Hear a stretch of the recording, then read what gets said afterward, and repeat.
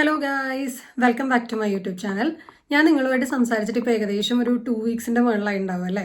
ഞാൻ നിങ്ങളോട് കഴിഞ്ഞ വീഡിയോസിലൊക്കെ പറഞ്ഞിരുന്നല്ലോ എനിക്ക് ആമസോണിൽ ജോലി കിട്ടിയ വിശേഷമൊക്കെ. അപ്പോൾ അതിൻ്റെ കാര്യങ്ങളൊക്കെ ആയിട്ട് ഞാൻ കുറച്ചധികം ബിസി ആയിരുന്നു. പിന്നെ കോളേജിലാണെങ്കിലും ഞങ്ങൾക്ക് അസൈൻമെൻറ്റ്സും കാര്യങ്ങളൊക്കെ സ്റ്റാർട്ട് ചെയ്തിട്ടുണ്ട്. അപ്പോൾ അതുകൊണ്ടാട്ടോ ഞാൻ വീഡിയോസൊന്നും അപ്ലോഡ് ചെയ്യാതിരുന്നത്. അപ്പോൾ ഞാൻ എന്തായാലും ഇന്ന് നിങ്ങൾക്കൊരു ന്യൂസുമായിട്ടാണ് വന്നിരിക്കുന്നത്. ഞാൻ കഴിഞ്ഞ എൻ്റെ കുറച്ച് വീഡിയോസിലായിട്ട് പറയുന്നുണ്ട് എൻ്റെ ഹസ്ബൻഡ് ജർമ്മനിയിലേക്ക് വരാൻ നിൽക്കുവാണെന്നുള്ളത്. അപ്പോൾ ഇന്ന് ഡിസംബർ 19 വ്യാഴാഴ്ചയാണ്. ഞങ്ങളുടെ ഒരുപാട് എഫേർട്ടിന് ശേഷം ഇന്ന് എൻ്റെ ഹസ്ബൻഡ് ജർമ്മനിയിലേക്ക് വരുവാണ്. ഞങ്ങൾ കല്യാണം കഴിച്ചത് ഈ വർഷം ജനുവരി 4-നാട്ടോ. പക്ഷെ അപ്പം തൊട്ട് ഞങ്ങൾ ലോങ് ഡിസ്റ്റൻസ് റിലേഷൻഷിപ്പിലാണ്.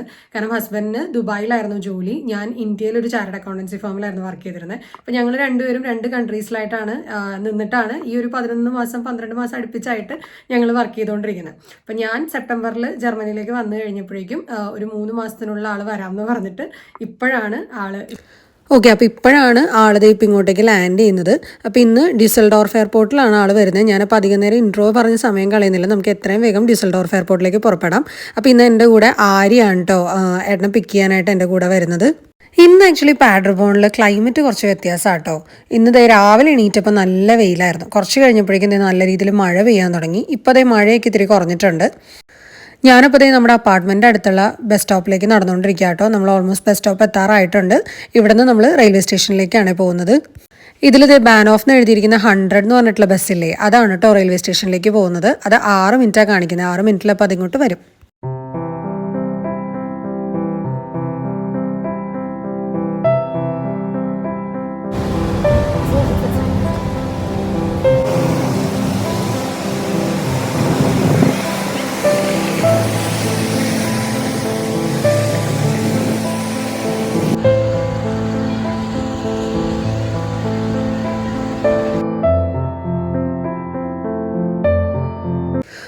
ഓക്കെ. അപ്പോൾ നോക്കിയിരുന്നത് ആര്യ സ്ഥലത്തെത്തിയിട്ടുണ്ട്. ആ റോഡ് ക്രോസ് ചെയ്ത് ബ്ലാക്ക് കളറിലെ ജാക്കറ്റ് ഇട്ട് വരുന്നതാട്ടോ നമ്മുടെ ആര്യ.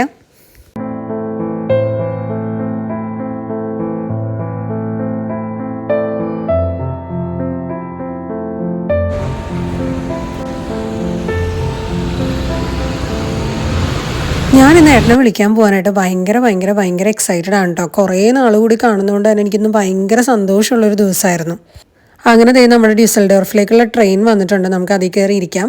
ഏകദേശം ഒരു 2.5 hours എടുക്കും നമ്മൾ ഡിസൽഡോർഫ് എയർപോർട്ടിൽ എത്താനായിട്ട്.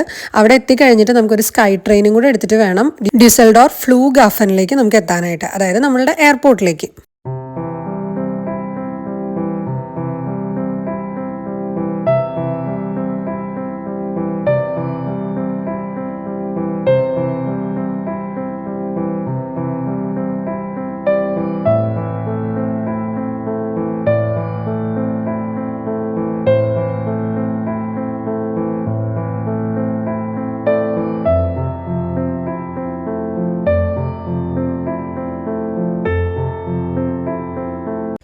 ഏകദേശം 2-2.5 മണിക്കൂറത്തെ ജേണിക്ക് ശേഷം നമ്മളിത് ഡിസൽഡോർഫ് എത്തിയിട്ടുണ്ട് കേട്ടോ.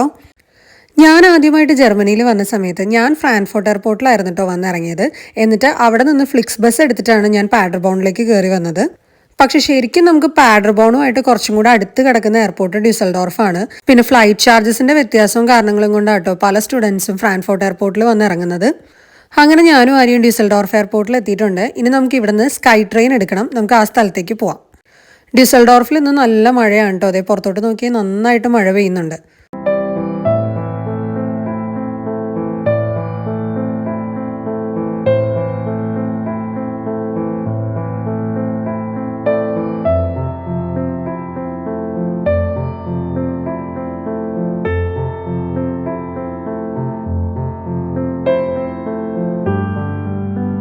ഓക്കെ. അപ്പോൾ നമ്മളിതാ ഇവിടുന്ന് സ്കൈ ട്രെയിനിലേക്ക് കയറുക കേട്ടോ. ഇവിടുന്ന് സ്കൈ ട്രെയിനിൽ വേണം നമുക്ക് എയർപോർട്ടിൻ്റെ അകത്തേക്ക് കയറാനായിട്ട്. ഞാൻ ജർമ്മനിയിൽ വന്നിട്ട് ആദ്യമായിട്ടാണ് ഒരു സ്കൈ ട്രെയിനിൽ കയറുന്നത്. അതുകൊണ്ട് തന്നെ ചെറിയൊരു പേടി ഉണ്ടായിരുന്നു. എന്നാലും ഒരു അടിപൊളി എക്സ്പീരിയൻസ് ആയിരുന്നു കേട്ടോ അത്.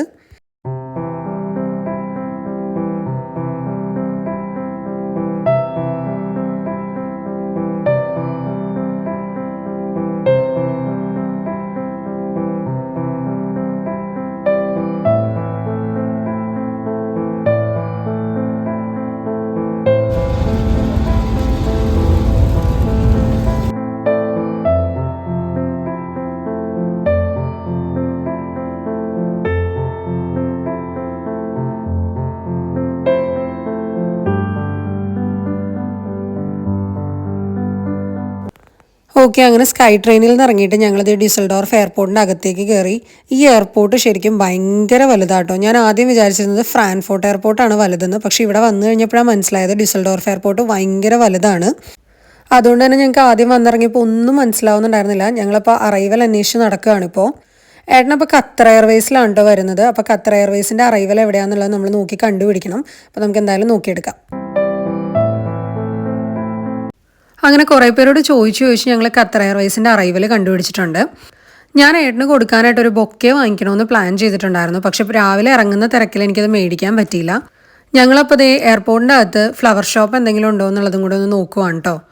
അതിൻ്റെ ഇടയ്ക്ക് ഏട്ടൻ എനിക്ക് മെസ്സേജ് ചെയ്തിട്ടുണ്ടായിരുന്നു, ഏട്ടൻ്റെ ഫ്ലൈറ്റ് ലാൻഡ് ചെയ്തിട്ടുണ്ട്, എമിഗ്രേഷൻ്റെ ക്യൂവിൽ നിൽക്കുവാണെന്ന് പറഞ്ഞിട്ട്. അപ്പോൾ ഏത് നിമിഷം വേണമെങ്കിലും ഏട്ടൻ പുറത്തേക്ക് ഇപ്പം എത്തും. ഞങ്ങളുടെ ലൈഫിൽ എയർപോർട്ട് ഒരു ഭയങ്കര ഇമ്പോർട്ടൻറ്റ് ലൊക്കേഷനാണ് കേട്ടോ. ഞങ്ങൾ ആദ്യമായിട്ട് കണ്ടതും ഒരു എയർപോർട്ടിൽ വെച്ചിട്ടായിരുന്നു. കല്യാണം ഉറപ്പിച്ചതിന് ശേഷം ഏകദേശം 6 മാസത്തോളം ഞങ്ങൾ നേരിൽ കാണാതെ ഫോണിൽ കൂടെ തന്നെയായിരുന്നു കേട്ടോ സംസാരിച്ചുകൊണ്ടിരുന്നത്. എന്നിട്ട് കല്യാണത്തിന് ആകപ്പാടെ 9 ദിവസം ബാക്കിയുണ്ടായിരുന്ന സമയത്തായിരുന്നു ഏട്ടൻ കൊച്ചിൻ ഇൻ്റർനാഷണൽ എയർപോർട്ടിൽ വന്ന സമയത്ത് ഞാൻ ഏട്ടനെ ഒരു ബൊക്കെയായിട്ട് കാണാൻ പോയത്. അന്ന് തുടങ്ങിയതാണ് ഞങ്ങളുടെ എയർപോർട്ടിൽ വെച്ചുള്ള മീറ്റിങ്ങും ടാറ്റ പറച്ചിലും. അങ്ങനെ ഒരുപാട് തവണ എയർപോർട്ടിൽ വന്നും പോയി ഞങ്ങൾ കണ്ടുകൊണ്ടിരുന്നു. കഥ പറച്ചിലിനിടയ്ക്ക് നമുക്ക് ഫ്ലവറിൻ്റെ കാര്യം മറക്കണ്ട. അതേ നമ്മളൊരു ഫ്ലവർ ഷോപ്പ് കണ്ടുപിടിച്ചിട്ടുണ്ട്. അവിടെ നിന്ന് ഞാനൊരു ബൊക്കയും വാങ്ങിച്ചു. ഓക്കെ, നമുക്കിനി അറൈവലിൻ്റെ അവിടെ പോയിട്ട് വെയിറ്റ് ചെയ്യാം കേട്ടോ.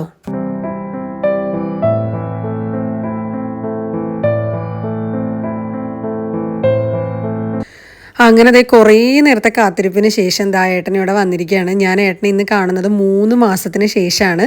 ഞാൻ ജർമ്മനിയിലേക്ക് വരാനായിട്ട് നിന്ന സമയത്തായിരുന്നു ഞാൻ ലാസ്റ്റ് ഏട്ടനെ കണ്ടത്. അതിനു മുമ്പ് ഒരു 15 ദിവസം മുന്നേ ആയിരുന്നു ഏട്ടൻ ദുബായിൽ നിന്ന് വന്നതും. കണ്ട എക്സൈറ്റ്മെൻറ്റിൽ ഞാൻ വീഡിയോയുടെ ബാലൻസ് എടുക്കാൻ മറന്നുപോയി ഗൈസ്. ഞാനിതിൻ്റെ കണ്ടിന്യൂഷനായിട്ട് ഇവിടെ ഇട്ടിരിക്കുന്ന വീഡിയോ ആര്യ എടുത്ത് തന്നതാണ് കേട്ടോ എനിക്ക്.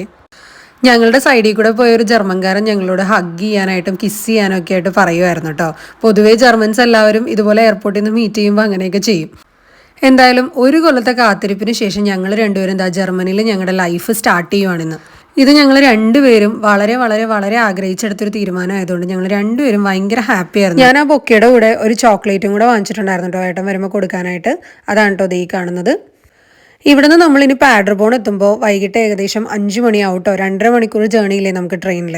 അപ്പോൾ അതുകൊണ്ട് വിശക്കാതിരിക്കാൻ വേണ്ടി ഞങ്ങളിതേ KFCന്ന് ബർഗർ വാങ്ങിച്ചു കേട്ടോ. അങ്ങനെ KFCന്ന് ബർഗറും കഴിച്ച് ഞങ്ങളിതേ തിരിച്ച് ട്രെയിനിൽ വന്ന് കയറിയിട്ടുണ്ട്. ഇവിടുന്ന് ഞാനിന്ന് നേരെ പോകുന്നത് എൻ്റെ മേഴ്സൺ വെഗിലുള്ള അപ്പാർട്ട്മെൻറ്റിലേക്കല്ല കേട്ടോ. ഞാൻ ഇവിടുന്ന് പോകുന്നത് ഞാനും ഏട്ടനും കൂടെ താമസിക്കാൻ വേണ്ടി ഞങ്ങളെടുത്ത പുതിയ അപ്പാർട്ട്മെൻറ്റിലേക്കാണ്. ആ അപ്പാർട്ട്മെൻറ്റിൻ്റെ വിശേഷങ്ങളും അത് എവിടെയാണെന്നുള്ളതൊക്കെ നിങ്ങളെ ഞാൻ അടുത്ത ബ്ലോഗിൽ കാണിക്കാം കേട്ടോ. തിരിച്ചു വന്നപ്പോൾ ഡ്യൂസൽഡോർഫിൽ നിന്ന് നമ്മൾ ഹാമിൽ വന്നിട്ട് ഹാമിൽ നിന്ന് നമ്മൾ പാഡർബോണിലേക്ക് വേറൊരു ട്രെയിനാണ് കേട്ടോ എടുത്തത്. അങ്ങനെ നമ്മളിത് പാഡർബോണിലെത്തി നമ്മുടെ പുതിയ അപ്പാർട്ട്മെൻറ്റിൽ എത്തിയിട്ടുണ്ട്. എന്തായാലും ഇന്നത്തെ വ്ളോഗ് ഞാൻ ഇവിടെ വെച്ച് അവസാനിപ്പിക്കുക കേട്ടോ. ഞങ്ങൾ രണ്ടുപേരും നല്ല ടയേർഡാണ് ഇന്ന് എന്തായാലും ഇത്രയും നേരത്തെ ജേണിക്ക് ശേഷം. അപ്പോൾ എൻ്റെ പുതിയ അപ്പാർട്ട്മെൻറ്റ് വിശേഷങ്ങളുമായിട്ട് വേറൊരു വ്ളോഗുമായിട്ട് കാണുന്നവരേക്കും ബൈ.